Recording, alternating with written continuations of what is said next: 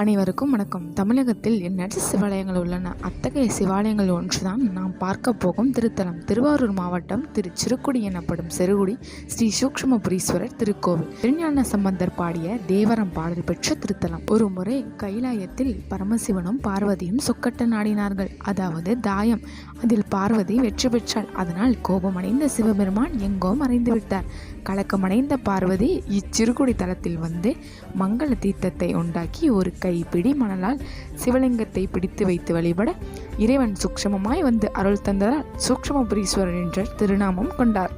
மூலவர் மணலால் பிடித்து வைத்த சுயம்பு திருமேனி என்பதால் அபிஷேகம் என்பதே கிடையாது. அம்பாளுக்கு மட்டுமே அபிஷேகம் நடைபெறும்.